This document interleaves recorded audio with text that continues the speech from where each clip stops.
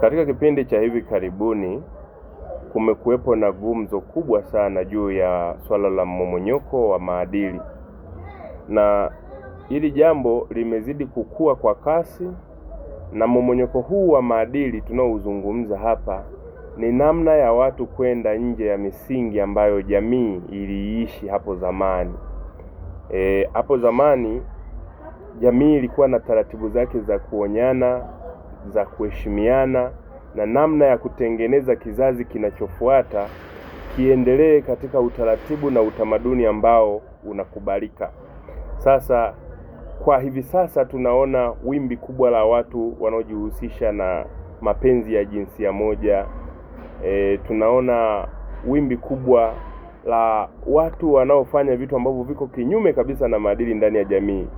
Unaweza kukuta mwanaume kuonekana katika mazingira kama mwanamke ni kitu tu kinachukuliwa kama ni cha kawaida, au mwanamke kuonekana katika mazingira ya kuwa mwanaume imekuwa ikionekana au kuchukuliwa na jamii kama kitu tu cha kawaida ambacho kinaendelea kuzoeleka siku baada ya siku. Na hii kitu imekuwa ni challenge. Mimi naamini hii kitu ni challenge kwa serikali. Kwa sababu gani? Tunapata taifa la watu ambao hawaambiliki, watu ambao hawawezi tena kuishi kwenye misingi ya kufuata sheria na utamaduni ambao umewekwa na upo toka muda mrefu.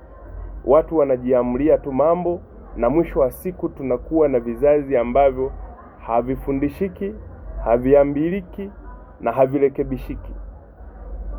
Sasa nimewaza sana kwamba ni nini hasa chanzo cha haya mambo. Ukiangalia katika kipindi cha hivi karibuni pia kumekuwepo na wimbi la vikao vya wanaume na vikao vya wanawake. Lakini mimi nafikiri hivi vikao vina lengo zuri na lengo jema kabisa. Na vikao hivi vikitumika kama majukwaa sahihi ya kutengeneza jamii, nafikiri tutakuwa na jamii ya watu wastaarabu sana.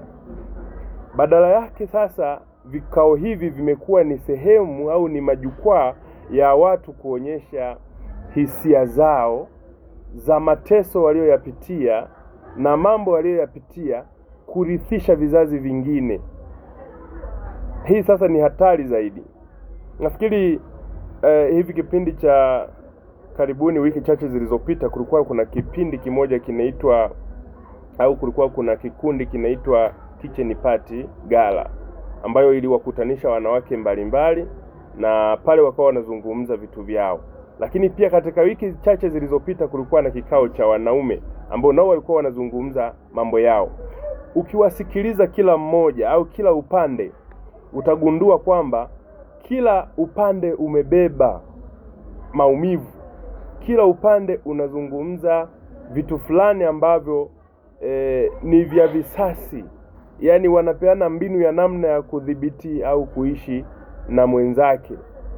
Sasa hii kitu nimeiona kama ni kitu ni hatari sana, kama tunalenga kweli kujenga vizazi vya watu ambao ni wastaarabu, watu wenye kuheshimiana na watu wenye kupendana na kujaliana kama binadamu wenye utu. Sasa ninarejea mwaka 2023 ambapo visa vya talaka viliongezeka sana kutoka 447 ambayo hiyo ilikuwa ni mwaka 2022 na kufikia 866 mwaka 2023, ambalo ni sawa na ongezeko la 93.7%. Lakini ukiangalia pia Rita waliweza kutoa takwimu zao kwamba katika kipindi cha miezi 9 tu, yani kuanzia mwezi Julai 2024 mpaka Aprili mwaka 2025 waliweza kutoa vyeti vya talaka 675. Sasa jaribu kufikiria kwamba yani ndoa ya kwanza, ya pili, ya tatu mpaka ndoa ya 675 Rita wameweza kutoa vyeti vya talaka kwa kipindi cha miezi 9 tu. Hawa watu wamefika hatua ya kushindwa kabisa kuishi na kuamua kila mmoja abebe fito zake au kugawana fito. Sasa kuna vitu vidogo vidogo ambavyo vinatupeleka hapo, na hivi vitu lazima vitengenezewe mazingira pia ya kudhibitiwa, kwa sababu mimi naamini migogoro ndani ya ndoa ni kitu ambacho kipo na ni vitu vya kawaida. Huwezi kuwa na watu ambao ni watu wawili wakaishi bila kukwazana au bila kuhitilafiana katika maisha yao, na hasa kabisa kwamba hawa watu ukizingatia wana malezi tofauti na wamekutana wakiwa ni watu wazima. Lazima tu katika mazingira ya kurekebishana na kufikiri kukopa ama kuelewana, kumuelewa na kusomana kwamba huyu anapenda hiki, huyu hapendi hiki, huyu anataka hiki, huyu hataki hiki. Lazima tu kutakuwa kuna mgongano wa maslahi, kwa sababu unakuta mnabadilishana kutoka katika utamaduni ambao mtu ameuzoea au ameukulia kwenda katika utamaduni mpya wa nyinyi kujenga kitu ambacho kinaleta ustawi wa ndoa. Sasa migogoro na misuguano lazima iwepo tu katika mazingira kama hayo, lakini namna gani mnadili na hiyo mivutano na migogoro, hiyo ndio inatupeleka katika mmomonyoko wa maadili na hivi visa vya talaka ambavyo vimetajwa kuongezeka katika kipindi cha hivi karibuni. Sasa na nitumie fursa hii pia kuishauri Wizara ya Maendeleo ya Jamii, Jinsia, Wanawake na Makundi Maalum inayoongozwa na mama yetu Daktari Dorothy Gwajima itumie fursa hii sasa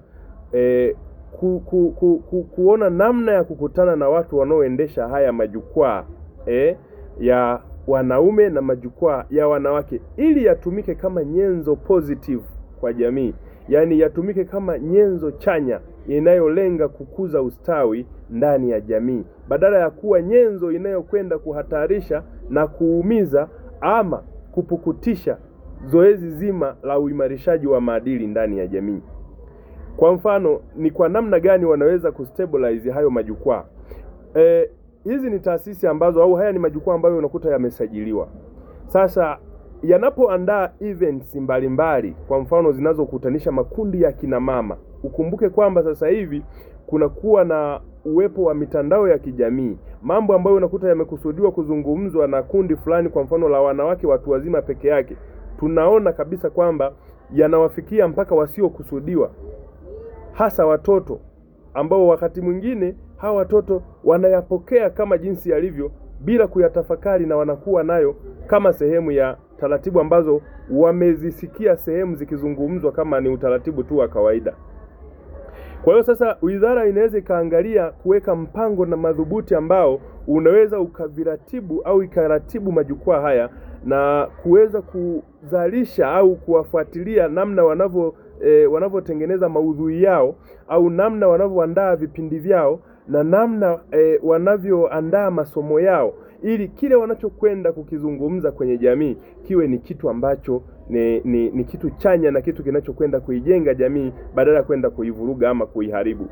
Kwa sababu sasa hivi naona haya majukwaa, kwa sababu yanaweza kuwa yanaandaliwa katika mazingira ambayo watu wanakwenda pale kutengeneza mazingira yanayoumiza familia na mazingira yanayosababisha au yanayopelekea na migogoro mikubwa ndani ya jamii, badala ya kujenga jamii yenye ustawi kama ambavyo pengine ilikusudiwa kuwepo kwa majukwaa hayo. Sasa lazima hizi idara za ustawi wa jamii pamoja na idara za maendeleo ya jinsia pamoja na idara za watoto ziweze kuweka mkakati madhubuti au mkakati maalum ambao utakuwa una nafasi ya kufuatilia hicho kinachozungumzwa huko. Ni kitu gani watu wanapoandaa jukwaa, ni mambo gani watatakiwa kuyasema, ni mambo gani hawatatakiwa kuyasema, kwa sababu yanaposemwa yakisha kuwa yametoka mdomoni yanakwenda kugeuka kuwa athari ya vizazi na vizazi, na mwisho wa siku tunajikuta tuko katika taifa lenye mmomonyoko wa maadili. Mfano mzuri, kupitia jukwaa mojawapo la Kitchen Party Gala utagundua kwamba kuna mambo mazuri mengi yaliyozungumzwa, lakini kuna watu pale walizungumza vitu ambavyo ni vitu personal sana ambavyo havikutakiwa kwenda kwenye jamii.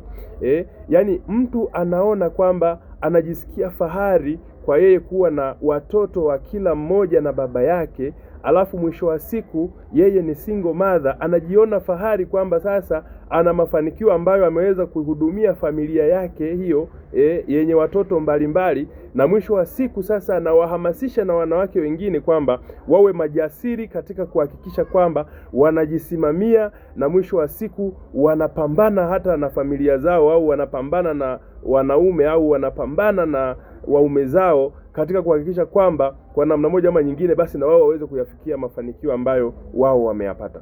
Lakini tujiulize kwamba ni asilimia ngapi ya wanawake ambao ni single mother wanaopitia changamoto kubwa za kushindwa hata kuyakabili au kujimudu katika maisha? Lakini ni asilimia ngapi ya wanawake ambao wamefanikiwa kupitia hiyo hali ya kuwa single mother? Kwa sababu hapa kinachohamasishwa ni watu kuwa na uhuru ambao wanaweza hata wakati mwingine wakasababisha mazingira ya kuchochea biashara haramu kama biashara za ngono. Sasa kwa sababu mtu anapokuambia ana watoto wengi takribani 4 ambao unakuta kila mtoto ana baba yake. Sasa hawa ni wanaume ambao wameweza kufanikiwa kumpa ujauzito. Sasa unafikiri amekutana na wanaume wangapi katika saiko yake ya kujitafuta? Kwa hiyo madhara yake ni makubwa. Lakini pia wapo wanawake wengi ambao wamekumbana na maradhi, wapo wanawake wengi ambao wamekumbana na kufilisika, wakati mwingine kupoteza matumaini hata ya kuishi, na mwisho wa siku kujiua kwa sababu ya mambo kuwaendea kinyume na vile ambavyo walifikiri. Kwa hiyo hali hii ya kuvunja ndoa na watu kuamini tu kwamba mambo yataenda kuwa mazuri na wataenda kufanikiwa, lazima kuwepo na namna ya kupimwa kwamba watu waelimishwe namna ya kushughulikia migogoro yao ya mahusiano na migogoro yao ndani ya ndoa, badala ya kuona tu kwamba talaka ni kitu tu cha haraka na cha kawaida ambacho mtu anaweza akakitoa au akapewa, na katika mazingira ambayo tunatengeneza vizazi au tunatengeneza wimbi la watoto wa mtaani, tunatengeneza watoto machokora au watoto ambao ni wanatekeleza vitendo vya uhalifu, na mwisho wa siku watoto hao wanaishia jela na wengine wanakuja kuwa watu wazima wa hovyo. Kwa hiyo lazima mimi ushauri wangu ni kwamba kupitia Wizara ya Maendeleo ya Jamii, Jinsia, Wanawake na Makundi Maalum, kwenye haya majukwaa uwepo mkakati maalumu wa kukagua maudhui ambayo yanatolewa yasije yakahatarisha na kutupeleka katika mmomonyoko wa maadili, na mwisho wa siku kuchochea hata mambo ya mapenzi ya jinsia moja, kwa sababu watu wanahubiriana habari za kujiamini na kujimudu katika kila hali, kwamba wao kama wanawake wanaweza hata wakati mwingine wakaridhishana wao kwa wao, kwa sababu tu wanayo nafasi ya kifedha au wanayo nafasi ya uongozi au wanayo nafasi ya mamlaka au wamewezeshwa kwa namna moja ama nyingine, basi wanaweza wakajengeana kiburi cha kuweza kuenda kinyume hata cha utamaduni na kusudi la uumbwaji wa mwanadamu katika kusimama kila mmoja kwenye nafasi yake kama mume au kama mke. Kwa hiyo ndugu zangu, hili jambo la hizi gala zinazokuwa zinaendeshwa, nadhani malengo yake ni malengo mazuri sana. Kama haya majukwaa yangetumika kama tool au kama jukwaa la kuwezesha watu kujikwamua kiuchumi in a positive way, badala ya kutumika kama majukwaa ya watu kutema sumu na kuzungumza kwa visasi na shari, na katika namna moja ama nyingine watu wanahamasishana kukengeuka katika familia badala ya kujenga familia zenye ustawi. Katika hizi gala especially hii iliyopita, mimi sikuona mtu ambaye au mwanamke aliyeandaliwa kuzungumza akazungumza namna ya kuhamasisha watu kukaa sawasawa kwenye ndoa zao, au namna ya kukaa kwenye familia zao na kujenga familia zenye uchumi imara. Badala yake kila mwanamke aliyekuwa anazungumza anataja viwango vya fedha kwenye benki, anataja namna mazingira yake alivyojikakamua na kuweza kusimama na akajimudu kimaisha. Lakini je, ni wangapi wanafika katika hizo hali za uchumi, na ni wangapi wanaishia katika magonjwa na katika mazingira ambayo kwa namna moja ama nyingine yalihatarisha afya zao ama yalihatarisha maisha yao, na wengine waliondoka katika dunia hii. Kwa hiyo lazima tuwe na mwelekeo sahihi Kwa hiyo hizi gala na pamoja na vikao vya wanaume na mambo mengine yanayobuniwa, mimi nafikiri siko against navyo, lakini ninachokizungumza ni kwamba ni nani anayekagua maudhui yanayozungumzwa huko, ili yasiasili vizazi vyetu. Watoto wanaposikia wasije wakaelewa au wakalishwa kwenye fahamu zao mambo yasiyofaa. Baada ya kusema hayo, ndugu zangu, niseme kwamba malezi yetu tunawajibika, kwa sababu hapa katika kipindi cha hivi karibuni pia kumekuwepo na namna ya kustruggle au kumekuwepo na struggle ya kwa nini watu hawaishi katika maadili ya zamani, watu hawapo katika utu kama zamani. Utagundua kwamba kuna vitu kwenye jamii vinapandikizwa kidogo kidogo, na hivi ndivyo vinavyotuhatarishia maisha yetu ya leo.